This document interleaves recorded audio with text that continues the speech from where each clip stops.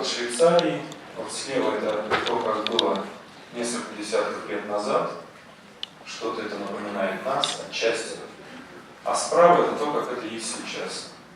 Красивые заводы, которые стоят в центре городов. Один завод, кстати, Тюн называется, он стоит прямо в предгорье Альп. И вот когда многие из нас катаются по альпийским склонам, никто не подозревает, что вот тут рядышком вот стоит этот большой завод. Дышим альпийским воздухом рядышком с этим заводом. И это тоже факт, это не миф, можно поехать посмотреть. Значит, вот это завод в Цюрихе, который был показан в фильме.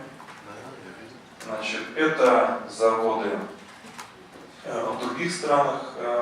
И здесь вот еще один хотел я отметить момент.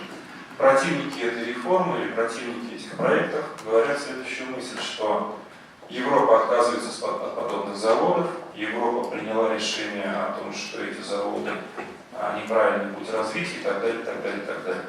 Значит, опять же, абсолютно квалифицированно вам заявляю, что это неправда, и это неправда. Почему? Потому что Европа как раз-таки наоборот говорит о том, что в тех странах европейских, скажем, в той же Швейцарии, в которых мощностей по термическому обработку отходов уже больше, чем, собственно, этих отходов образовывается, конечно же, строить эти заводы смысла нет. Сжигать нечего. А вот в тех странах, в которых этих мощностей еще недостаточно, а отходов много, там необходимо строить эти заводы.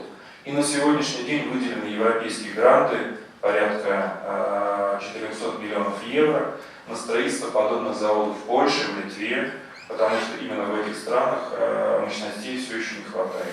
Поэтому Европа продолжает идти по этому пути развития, Европа продолжает строить эти заводы и строит их там, где их не хватает. Но в данном случае мы показываем фотографии из Польши и из Литвы.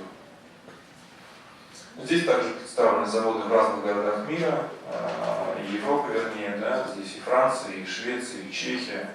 И вот завод в Дании, который мы с вами видели в фильме, он, кстати говоря, уже запущен в эксплуатацию. Если хочешь съездить, попробовать прокатиться на лыжах. Значит, по крыше этого завода вы видели в фильме, что там на крыше организован горнолыжный спуск. Он, кстати, построен. Он построен, он введен в эксплуатацию, потому что фильм снимался в прошлом году. А вот это мой любимый слайд. Это мой любимый слайд, я прямо его очень люблю. Вот здесь вот слева видите вот эту вот страшную